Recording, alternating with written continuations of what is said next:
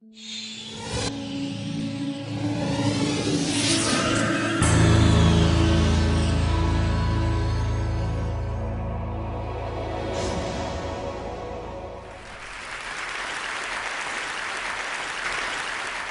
I want you to look at children who become suicide bombers through a completely different lens. In 2009, there were 500 bomb blasts across Pakistan. I spent the year working with children who were training to become suicide bombers and with Taliban recruiters, trying to understand how the Taliban were converting these children into live ammunition and why these children were actively signing up to their cause. I want you to watch a short video from my latest documentary film, Children of the Taliban.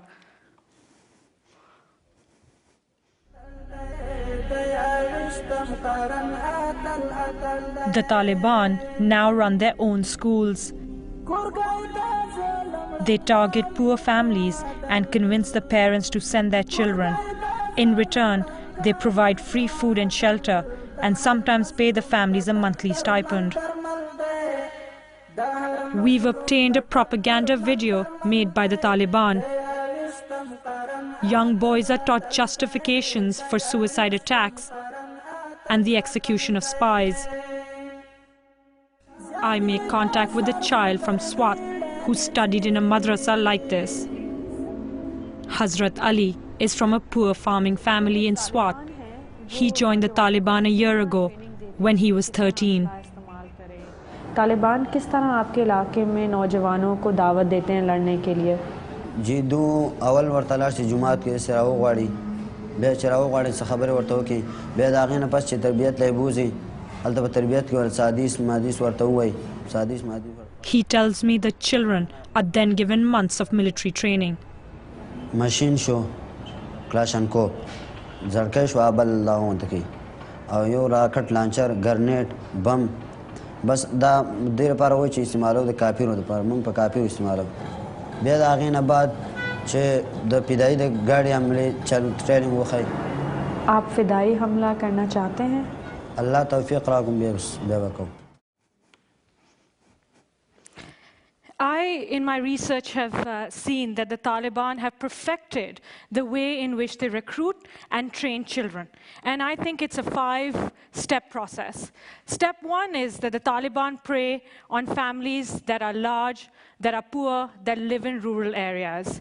They separate the parents from the children by promising to provide food, clothing, shelter to these children. Then they ship them off hundreds of miles away to hardline schools that run along the Taliban agenda.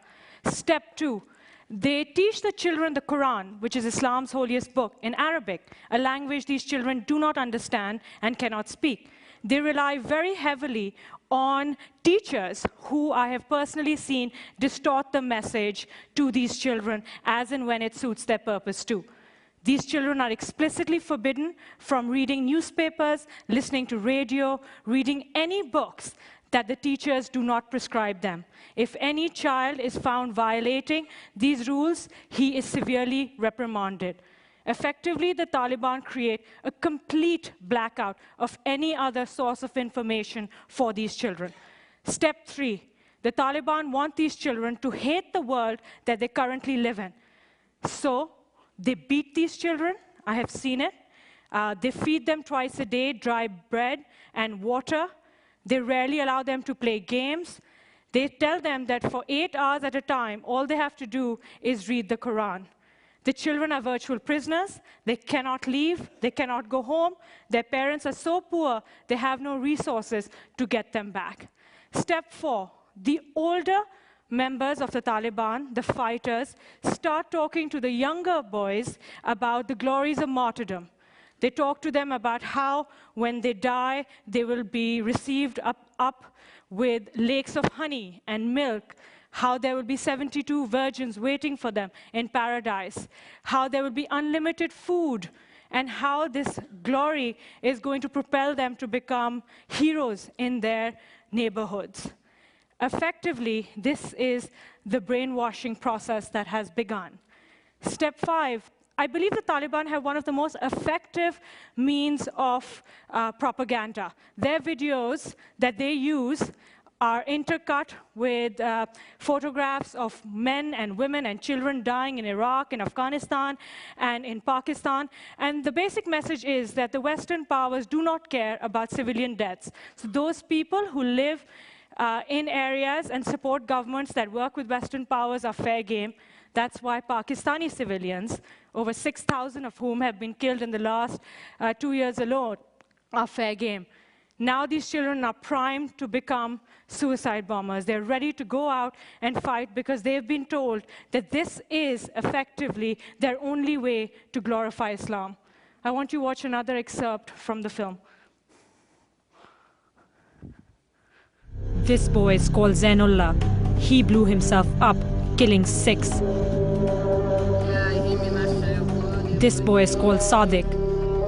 He killed 22. This boy is called Masood. He killed 28. The Taliban are running suicide schools, preparing a generation of boys for atrocities against civilians. आप समझते हैं कि आप कभी फिदाई हमला करना चाहेंगे? बहुत शौक़ है, लेकिन अगर घर से इजाज़त मिल गई वालिदैन का तो इंशाल्लाह कर लेंगे। ये फ़िदाई वग़ैरह को देख के जो मेरे से छोटे उम्र में या मेरे आम उम्र है, उनको देख के वो जो फ़िदाई हमले करते हैं सख्त तरीन के, उन्हीं से जज्बात आ जाते हैं। फिदाई हमले से आपको क्या अजर मिलेगा? फ़िदाई हमले से तो ये अजर मिलेगा कि क़यामत के दिन अल्लाह ताला पूछेगा कि तूने क्यों ऐसा किया है। खून वग़ैरह नज़र आता होगा या आग वग़ैरह नज़र आता होगा, तो मैं वहाँ यही जवाब दूंगा कि ए अल्लाह तेरी रज़ा के लिए यही जान दी है और कुफ़ार मुशरिकीन से लड़े यही जान दिया। तो वहाँ पर फिर मेरे इरादे को देखा जाएगा। अगर मेरा इरादा यही हो कि मैं इन बेगैरत ज़लीलों को ख़त्म करने के लिए या इस्लाम की नाम बुलंद करने के लिए क्या हो, तो फिर अल्लाह ताला मुझे जन्नत ही में जगह दे देगा।